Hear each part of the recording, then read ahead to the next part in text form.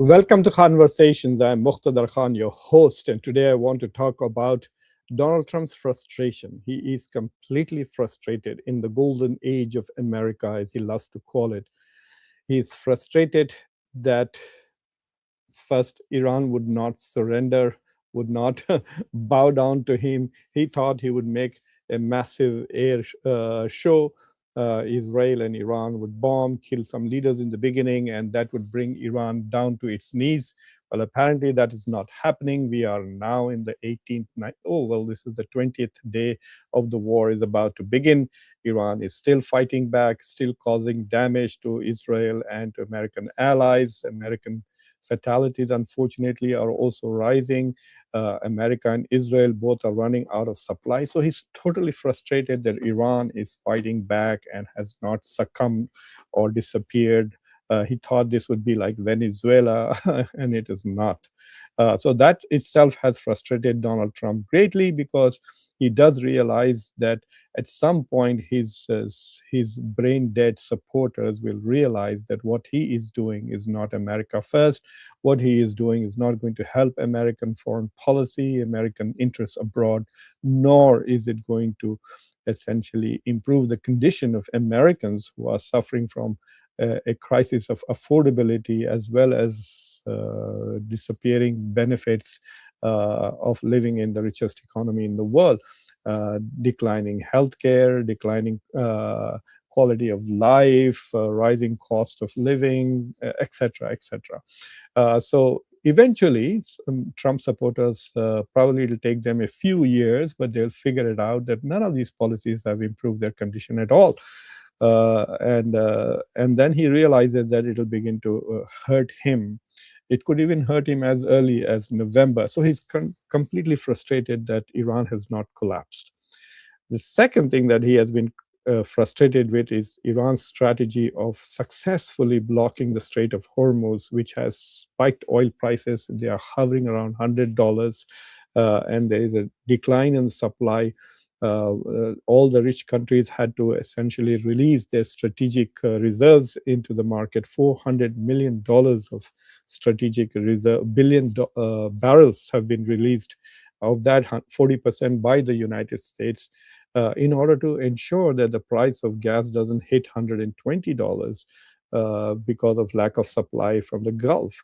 So he's completely frustrated that Iran has blocked the Strait of Hormuz. But what is even more frustrating is that when he goes out and begs for help from allies, he's gone and asked 7 countries to help him create a coalition to essentially try and liberate the Strait of Hormuz from Iran's tight control. They have told him basically, buzz off, Trump. Take the road, Jack. That's all the song that everybody is singing. He was completely disappointed that NATO will not collaborate with him. First of all, he does not understand NATO is a defensive organization. If somebody attacks the United States, then yes, NATO will come to its aid as it did after 9/11. But if Donald Trump wants to go on an excursion, as he called it, if he wants to go and bomb another country for fun, as he called it, they're not going to join it. They're not going to put their citizens in harm's way. Donald Trump is okay. He doesn't care. We have Americans in America like Lindsey Graham who are willing to have Americans die for Israel. Ted Cruz thinks that the whole purpose of his being in the Senate is to protect Israel.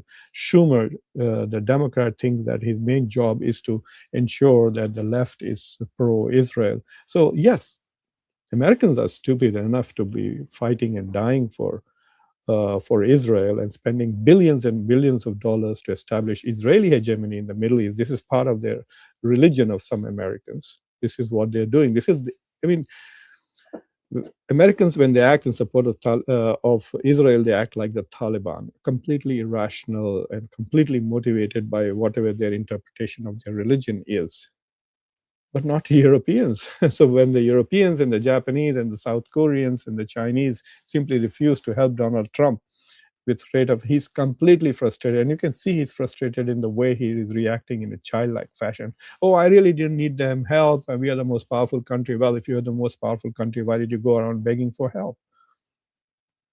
So he says, oh, we're not seeking any help. I just wanted to know how they will react. Well, you could have done that. Your diplomats could just have had a meeting. Your ambassador could have met the foreign minister of France and whatever country, and in a conversation, you would know how they would react. So Donald Trump is frustrated with Iran for not surrendering right away. He's frustrated with NATO because they will not help him, and his other allies, Japan and South Korea, were basically showing no interest. Even Australia has decided not to help. Apparently, one of my viewers was commenting that the price has nearly doubled of gas in Australia right now. Donald Trump is completely frustrated. Now, the latest frustration of Donald Trump is with Israel, of all places. He does not have the guts. So, let me tell you what happened, and then I will show you Donald Trump's Truth Social post, and I will deconstruct that for you to show that when it comes to Israel, how careful he is and how submissive and subservient he is to Israel when he comments about it. He's like a servant, he's like a slave who does not have freedom to even opine.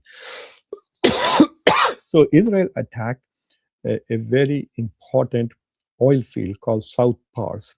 South Pars is a part of, so there is a big oil field, the world's biggest oil field just north of Qatar. So you can see this pink and this purplish thing. This is the oil field that you see. It is just on the tip of Qatar. It is in the Persian Gulf. Iran, this is Iran's share of it, and they share it together. This is Qatar's share of the oil field. Apparently, it has some 1,800 trillion barrels or whatever tons of gas there, capable of supplying energy to the entire world for 11 years, according to some calculations. So, for 11 years, you could supply energy for the whole world from this particular field. So Iran uses South Pars mostly for domestic consumption, for generating electricity for its cars, etc. So it's very important. And for Qatar, this is a very, very big deal because this is the biggest export of Qatar. This is where all the revenue comes, etc. for Qatar. So this is an important part of for Qatar, etc. So Israelis bombed that place and damaged that, and it generated such a furious, absolutely furious reaction from Iran, that it retaliated not just against Qatar, but it retaliated against Qatar's gas field, but also across the region, including Saudi Arabia, including the capital of Saudi Arabia. The Iranians have very furiously attacked. And remember, this is the Iran whose navy has been completely destroyed, whose nuclear facilities has been completely obliterated by the United States. Everything has been destroyed, right? It was destroyed last week. In spite of that, Iran is now in a very brutal fashion targeted Qatar's oil reserves and the infrastructure.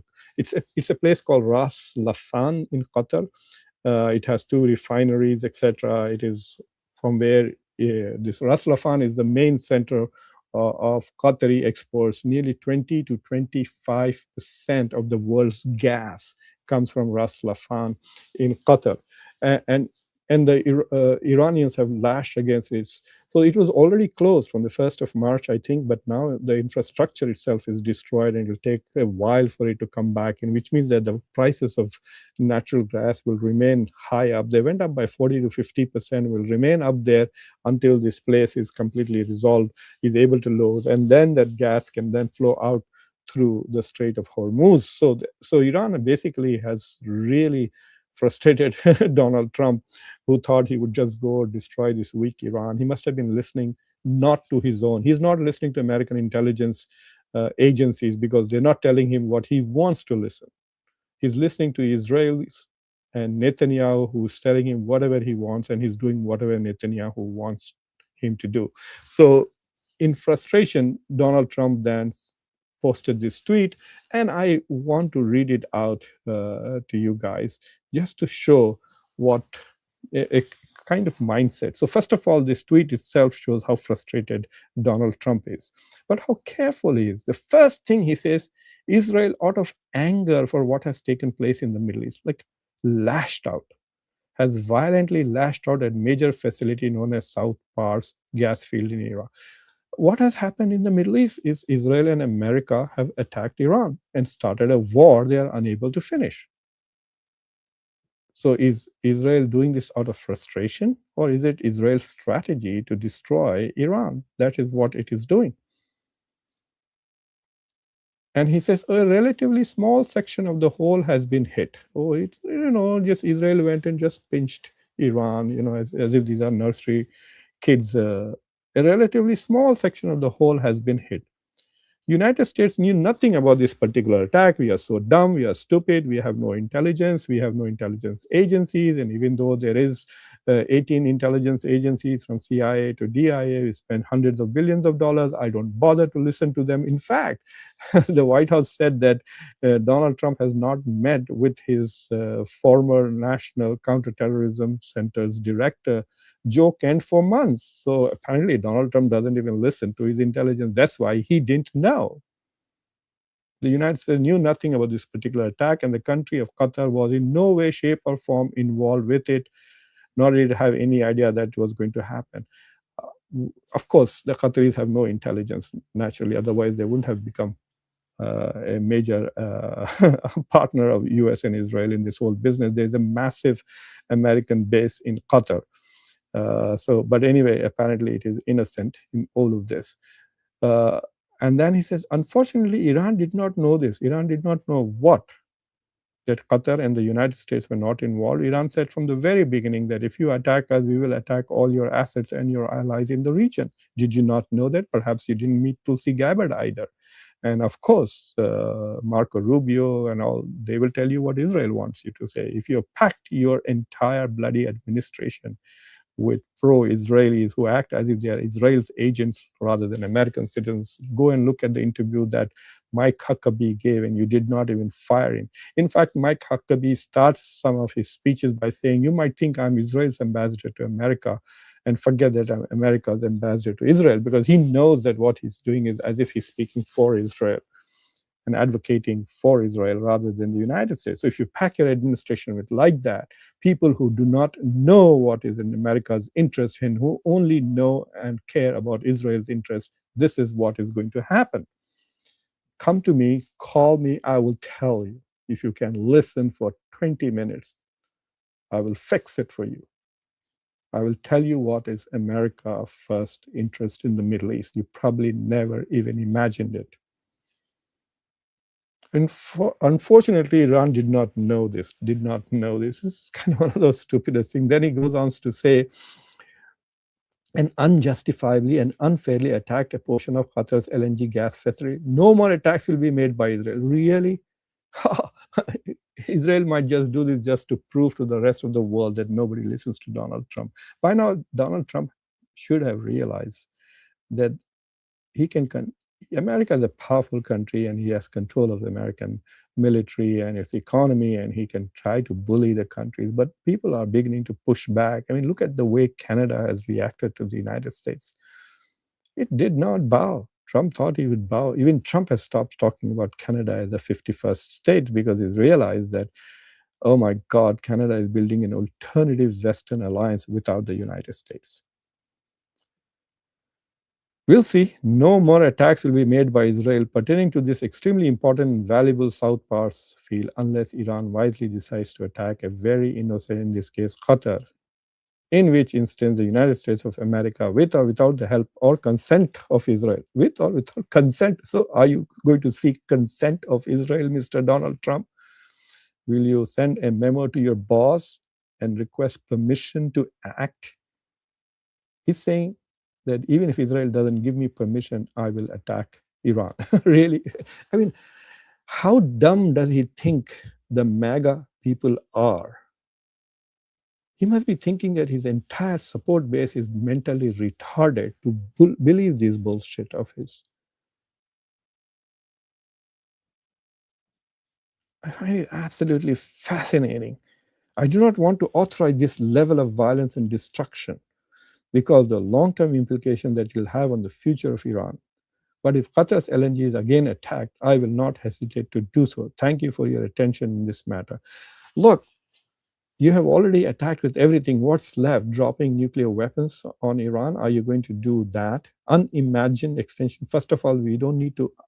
We have already know what nuclear weapons can do. The U.S. is the only country in the world which used nuclear weapons on in Hiroshima and Nagasaki in Japan, killed close to 200,000 civilians.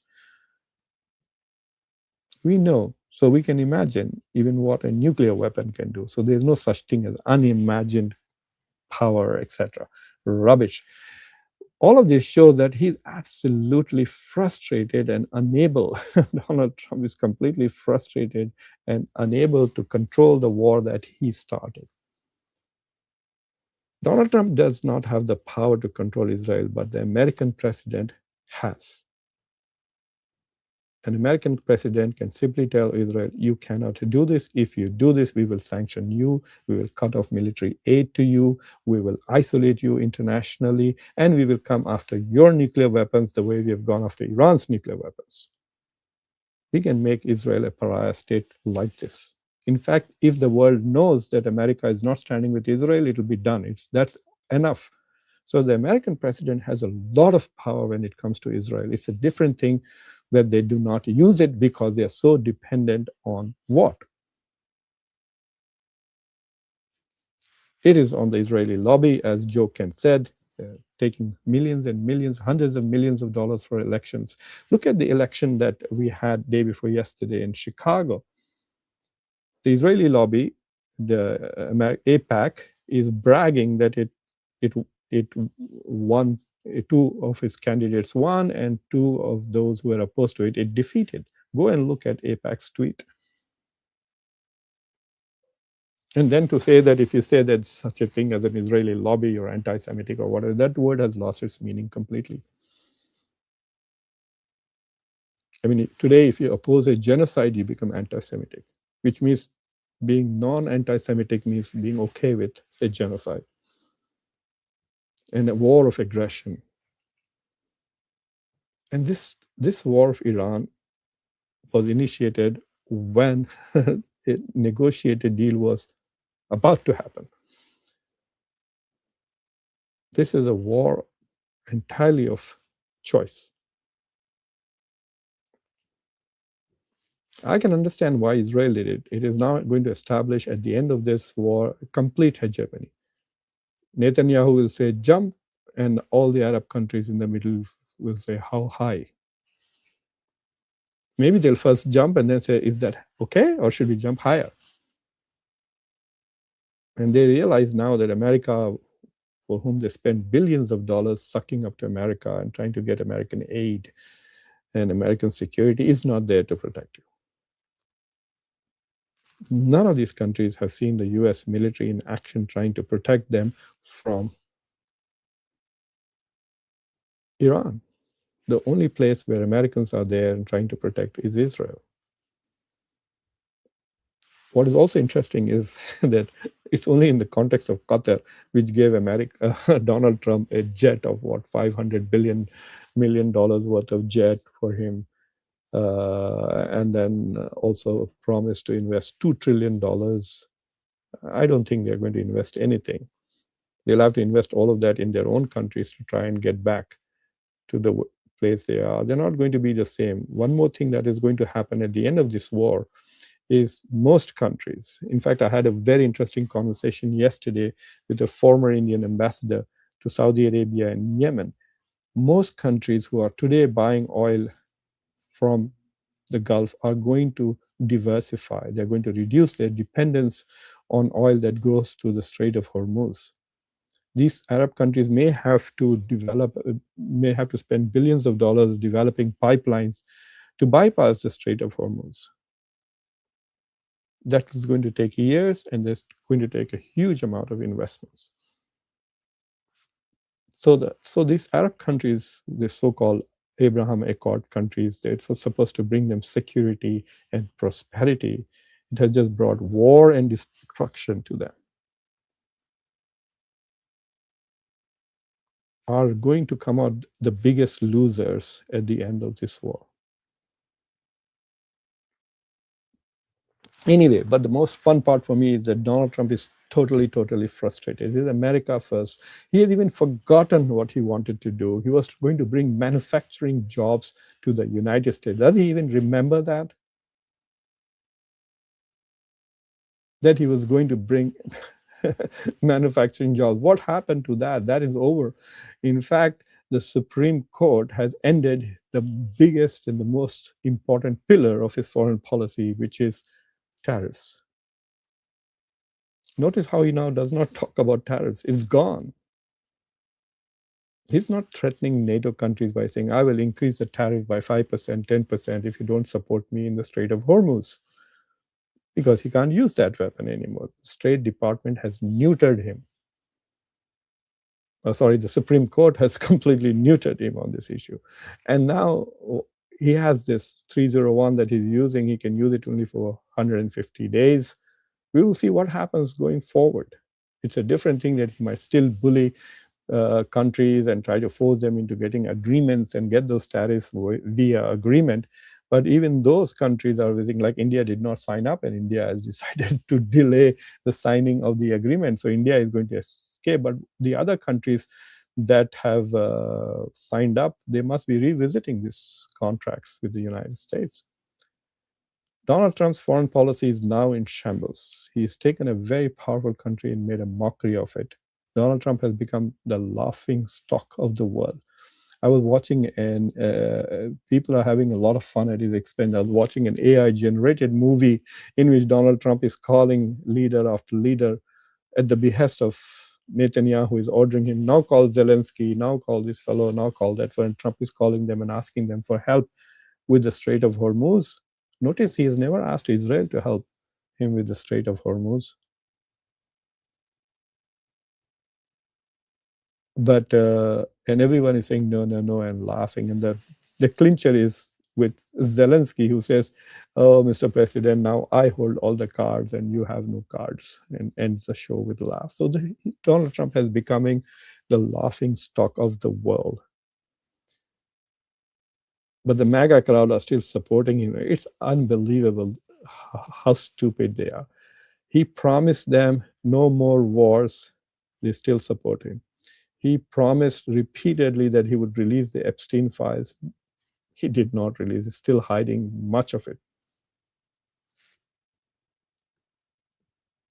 Anyway, thank you for watching Conversations. If you have not already subscribed to the channel, please subscribe to this channel, like this video, press the bell icon, and don't forget to share it with your socio-political network. Until next time, I'm your host, Muqtadar Khan. And now, if there are any questions or comments, I'll be happy to address them. This is a good question. Farisha, yes, if you remember, after Trump's visit to the Middle East, he came back and said that, first he said Saudi Arabia and Qatar, etc., are going to invest about $2 trillion in America. And then he said $7 trillion, or sometimes he said $5 trillion. I don't think any investment has come in so far. I mean, there are no jobs. You can hear the reports from the job market at all. So from that point of view, you can clearly see that after this war, how profoundly helpless and stupid the Arab foreign policies are, that they cannot recognize that they chose to have American bases in their countries so that they will be safe. In fact, those bases now have become magnets for action. They are being attacked because they have American bases, not the other way around.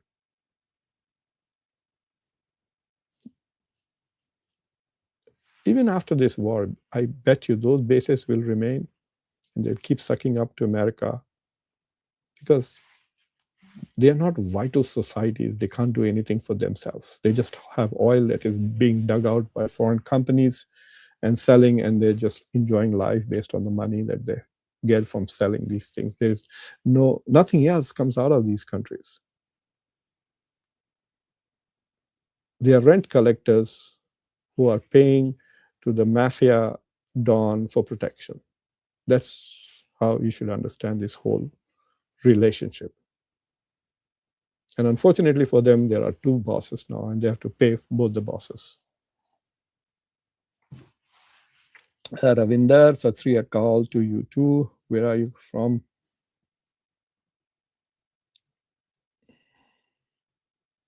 Oh, yes, the US is going to make a lot of money because now even India might want to buy gas and oil. India has to. It has promised to buy $500 billion worth of stuff in the next 3 years, I think, or 5 years. And so, yeah, India will probably increase. If the war continues, if all the facilities are destroyed, imagine this happens for 6 more months. And then it's going to be terrible. Iran could completely become like Iraq with lots of remnants of IRGC going around as ISIS 2.0, ISIS 3.0, and stuff like that. They will go around and cause havoc in the region, and so tourism will definitely go down, uh, and and we'll see what happens with the oil and gas industry, whether it comes back up, reboots very quickly or not. India is not among 3 and not among 13. I don't know what he's talking about. 13 or 13 में नहीं है. Yeah, in terms of like Donald Trump did not ask America for help, India for help at all, which is quite curious, isn't it? Anyway, thank you very much for watching.